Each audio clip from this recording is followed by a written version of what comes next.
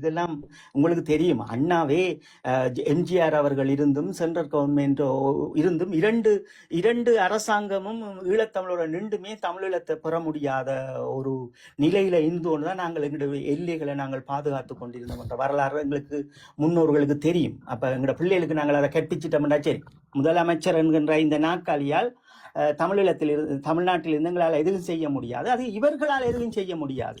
இப்ப இன்றைக்கு இருக்கிற அரசாங்கத்தினால் எதுவும் செய்துவிட முடியாது. இது செய்வது எப்படி என்றால் சர்வதேசத்தோடு செய்ய வேண்டும். இப்ப தமிழ்நாட்டை நாங்கள் சரியாக சர்வதேசத்தோடு பயன்படுத்த வேண்டும். பேசுங்க பேசுங்க. மன்னிக்க வேணும். இப்போதைக்கு நான் ஒரு அரசியல் விரும்பியாக நான் எல்லா ஊடகங்கள் இதுகள் பார்த்து கொண்டு வரையில்லைன்னா தமிழ்நாட்டை பொறுத்த வரைக்கும் எங்களை முன்னிறுத்தி ஈழத்தை முன்னிறுத்தி அல்லது தலைவர் எங்களோட தலைவரை முன்னிறுத்தி களத்தில் நிற்கிறது அண்ணன் சீமான் இருக்கிறார். மற்றாக்கள் அந்த பேரையே பாவிக்கிறது இல்லை. இதுல நீங்க இன்னும் ஒரு விடயத்தை சரியா புரிஞ்சு கொள்ளணும். என்னென்றால் அதான் இப்ப நீங்க தமிழ்நாட்டை பொறுத்தவரை தமிழ்நாட்டுக்கு எங்கட அண்ணா அடையாளம் தேவையில்லை. சரியா புரிஞ்சு கொள்ளணும். நீங்கள் அண்ணா அவர் அதை முன்னிறுத்தி செய்கிறார், அவர் அதுதான் கொள்கை, அவர் தான் தலைவர். அது அவர்களுடைய அரசியல், அது உங்களுக்கு மாயப்பட்ட அரசியல். அதில் இருந்து நீங்கள் விடுதலை ஆகினாத்தால் நீங்கள் விடுதலை ஆகுங்கள், உங்களுடைய மண் விடுதலை ஆகும். நீங்கள் அதில் இருந்து நீங்கள் விடுதலை ஆகாமல் உங்களுடைய மண் விடுதலை ஆகும். கண்டிப்பா கண்டிப்பா அது அது அது உங்கள்கிட்ட கேட்கிறேன். என்னென்னா நானும் ஈழம்தான், நான் வன்னி முல்லைத்தீவில் இருந்தது கடைசியாக தான் வந்தேன். நானும் எனக்கு எல்லாம் தெரியும். நான் எல்லாத்தையும் இதுவும் பார்த்து கொண்டு வரைக்கும் ஏன் உங்கள்கிட்ட அந்த கேள்வியை நான் கேட்கறதுக்குரிய காரணமே வந்தேன்னா, இப்போ என்னதான் நாங்கள் சொன்னாலும் எங்களோட ஈழத்தில் என்றாலும் சரி யாருமே சரி அந்த பேரை பாவிச்சு ஒரு தரம் செய்கிறேன், அவர் செய்கிறார். அதுக்கு தான் உங்கள்கிட்ட அவர் ஏன் செய்கிறார் என்று சொன்னா, அவர் என்ன நீங்க உளவியலை பார்க்கணும். இங்க என்னன்னு சொன்னா, தேசிய தலைவர் அவர்களை பேச வேண்டியவர்களும் தேசிய தலைவரின் கொள்கைகளை தூக்க வேண்டியவர்களும் மௌனமாக்கப்பட வேண்டும் என்றால் இது இன்னொரு இடத்தில் தூக்கப்பட வேண்டும். இப்ப 16 ஆண்டுகளும் நீங்கள் பார்த்தீர்கள் என்றால் அண்ணாவுடைய படம் வச்சிருக்கிறோம் என்ற ஒரு உளவியலால் உங்களோட மனம் சார்ந்தப்படும். அவர் இன்னொரு போராட்ட விடயங்களை பேசும்போது அது இன்னும் உங்களுக்கு சார்ந்தப்படும். அப்ப உங்களுடைய அரசியலை நீங்கள் கட்டமைக்க போக வேண்டும், அண்ணாவினுடைய கொள்கையை நீங்கள் பயன்படுத்த வேண்டும் என்பது இவர்களுக்கு புரியாமல் போகும். எனவே இது சூட்சமம். அதாவது விழுந்து கிடக்கின்ற ஒருவரை மாடேறி மிதிக்கும் என்று சொல்லுவார்கள். அதுதான் நடக்கிறது. சீமான் என்கின்ற ஒரு அடையாளம் ஈழத்தமிழர்களின் உரிமைகளை முன்னுக்கெடுத்து கொண்டு செல்லாமல் முட்டுக்கட்டையாக நிற்கின்ற அந்த நடவடிக்கை. அதை நீங்க சரியாக புரிஞ்சு கொள்ளணும். ஏனென்றால் உங்களுக்கு இந்த இடத்துல மீண்டும் குறிப்பிடுகின்றேன், தமிழ்நாடு என்பது அதனுடைய ஒரு முதலமைச்சர் பதவி என்பதை நீங்கள் முதலில் புரிந்து கொள்ள வேண்டும். முதலமைச்சர் பதவி என்பது அந்த மாகாணத்தினுடைய உரிமை, அந்த சாசனத்தினுடைய அந்த நாடாளுமன்றத்தினுடைய உரிமை, அந்த மக்களினுடைய பாதுகாப்பு, அந்த மண்ணினுடைய பாதுகாப்பு, அந்த பொருளாதாரத்தினுடைய பாதுகாப்பு, அவர்களுடைய கல்வி, அவர்களுடைய மருத்துவம், அவர்களுடைய அரச நிறுவனங்கள், அவர்களுடைய அரசு சார்பற்ற நிறுவனங்கள், அவர்களினுடைய அயல் நாட்டு அரசியல், அவர்களுடைய அயல் நாட்டு பொருளாதாரம், அவர்களுடைய அயல் நாட்டு பாதுகாப்பு, மக்களுடைய பாதுகாப்பு, அயல் நாட்டு உறவு முறை. இதற்கு பிறகுதான் அவர்கள் சர்வதேசத்தினுடைய அரசியலும் சர்வதேசத்தினுடைய பொருளாதாரத்துக்கு பிறகு ஒரு மொழி பேசுகின்ற எம்மை போன்றவர்களுக்கு இவர்கள் அந்த மாநிலத்தில் இருந்து ஏதேனும் உதவ முடியும். அப்ப நீங்கள் இதை புரிஞ்சு கொள்ளுங்கள்.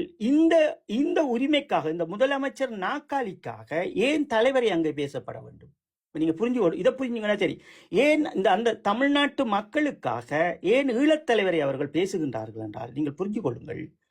இந்த கட்சி, நான் தமிழர் கட்சி என்பதற்கு வரலாறு கிடையாது, எந்த ஒரு அடிப்படையும் கிடையாது. இப்ப அவர்கள் 10ஆம் தேதி 5ஆம் மாதம் 18ஆம் தேதி இந்த கட்சியை உருவாக்குகின்றார்கள் என்றால் அது ஈழத்தமிழனினுடைய அன்றைய காலத்தில் ஈழத்தமிழன் அடுத்த பரிமாற்றத்திற்கு போக விடாமல் உங்களை நிறுத்தி வைப்பது. நீங்க சரியா புரிஞ்சுக்கொள்ளும். ஏன் நிறுத்துவினம் என்றால்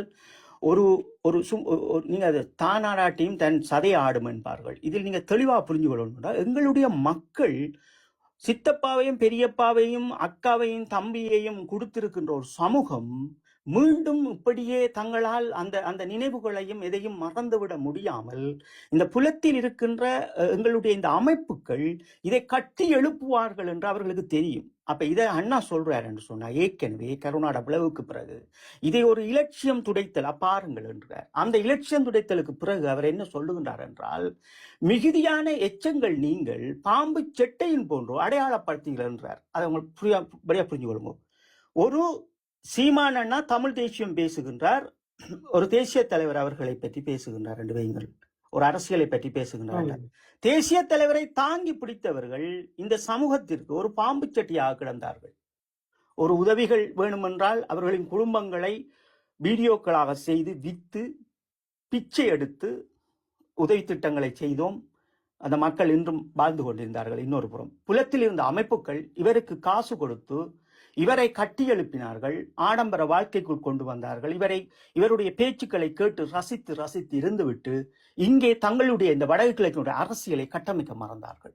சரியா புரிஞ்சுக்கொள்ளுங்க. இந்த சூட்சமங்களை புரிஞ்சுக்கொள்ளும். நீங்கள் இந்த கட்டமைப்பு விடாமல் தடுத்தது இது ரோவினுடைய ஒரு மிக பெரும் திட்டம். ஈழத்தமிழர் அடுத்த கட்டத்திற்கு காய் நகர்த்தக்கூடாது என்றால் உங்களுக்கு ஆங்காங்கே அவர்கள் முற்றுப்புள்ளியை போடுவார்கள். இந்த தடங்கள் தான் இன்றைக்கு எப்படி சக்கில் கட்சி வெளிக்கிட்டு போயிருக்கிறதோ அது போன்றுதான் இது நிற்கும். இப்ப நீங்க உதாரணமா பாருங்க, இந்த கட்சி ஏன் தொடங்கப்பட்டது? இந்த கட்சி தொடங்கப்படுகிறது ஈழத்தமிழர்களுக்கு இனஅழிப்பு நடைபெற்றிருக்கிறது, நாங்கள் சிங்கள தேசத்தையும் இந்த டிஎம்கேயும் நாங்கள் கருவறுத்தை தீருவோம், இந்த ஆட்சியை மாற்றி காட்டுவோம் என்று ஒரு சபதத்தை எடுத்தார்கள். சரி, இதுல இருந்து 2010 நடக்குது. 2010 பல பொறிமுறைகளுக்கான உள்ளடக்கங்களும் பல வேலை திட்டங்களும் நடந்து கொண்டிருக்கிறது. தெளிவா புரிஞ்சு கொள்ளுங்க.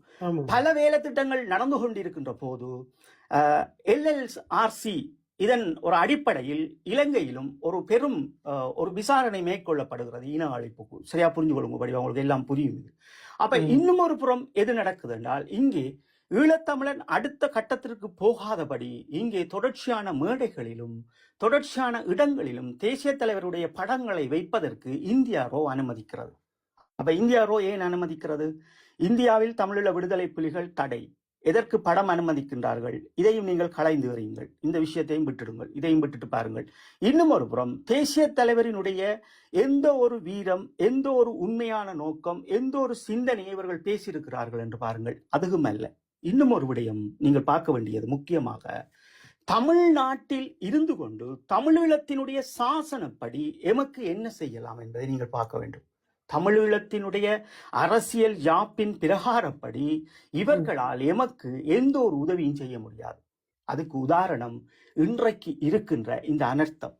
இந்த அனர்த்தத்துக்கு உதவி செய்கின்ற போதும் சென்ட்ரல் கவுண்ட் ஊடாக அவர்களினுடைய கொழும்புக்குத்தான் கொண்டு கொடுப்பார்களே தவிர, தான் ஒரு தமிழன், தான் முதலமைச்சர், நான் இந்த பொருட்களை இங்கே கொண்டு போகின்றால் இதுக்கு சென்ட்ரல் கவர்மெண்ட் அனுமதிக்க மாட்டார்கள். அப்ப இது எப்படி பரிமாற்றம் படும்? எந்த வகையில் இது நடைபெறும் என்றால், ஒரு அமைப்புக்குத்தான் இது ஒரு சாதகமாக்கப்படுகிறது. யாரோ ஒரு அமைப்பு இதற்கு பின்னுக்கு நின்று கொண்டு நல்லா குளிர்காய்கின்றார்கள். ஈழத்தமிழர்களினுடைய இந்த போராட்ட வடிவத்தை நசுக்கி எறிவதற்காக ஒரு அமைப்பு குளிர்காய்கின்றார் என்றால், ஒரு அமைப்புக்கு கொடுக்க வேண்டிய நிதியை உள்ளால் கொடுக்க வேண்டாம். அதனுடைய வரலாறு தான் எம்ஜிஆரும் எங்கள் தேசிய தலைவராக வரும். ஒரு முதலமைச்சராக இருக்கின்ற எம்ஜிஆர் அவர்கள் தன்னுடைய சொந்த பணம், மக்களினுடைய பணத்தை எடுக்காமல், அந்த சட்டமே இல்லை என்பதால் தன்னுடன் வைத்திருந்த தான் உழைத்து சம்பாதித்த பணத்தை தமிழீழ விடுதலை புலிகளிடம் கையளிக்கின்றார். இந்த வரலாற்றில் தமிழீழ விடுதலை புலிகளுக்கு கையளிக்கின்ற போது அவர் அந்த இடத்தில் மிக தெளிவாகவும் சொல்லி இது பண்றார், இது என்னுடைய பணம், நான் உழைத்து சம்பாதித்தது என்பதை கொடுக்கின்றார். அப்ப இந்தியாவை பொறுத்தளவில் ஒரு வீடு கட்ட வேண்டும் என்றால், ஒரு ரோட்டு போட வேண்டால், ஒரு பாலம் போட வேண்டும் என்றாலும் சென்ட்ரல் கவர்மெண்டில் இருந்து பெற வேண்டிய நிதிகளும் அதற்கு கொடுக்க வேண்டிய அறிக்கைகளும் கொடுத்தால்தான் அவர்களும் அதை செய்து முடிப்பார்கள். அப்ப ஏற்கனவே நீங்களே தண்டியில் நின்று தித்தாடுகின்ற போது நீங்கள் ஈழத்தமிழர்களுக்கு என்ன செய்ய போகின்றீர்கள்? இன்னும் ஒரு புறம் இவற்றை நீங்கள் கேட்க வேண்டிய கேள்வி என்னவென்றால், தேசிய தலைவர் அவர்களை பேசுகின்றோம் என்கின்றீர்களே, தேசிய தலைவர் அவர்களை நீங்கள் எங்கே பேசியிருக்க வேண்டும்? ஒரு ஈழத்தமிழனை எந்த இடத்தில் பேசியிருக்க வேண்டும்? சரியாக புரிந்து கொள்ளுங்கள் என் உறவுகள்.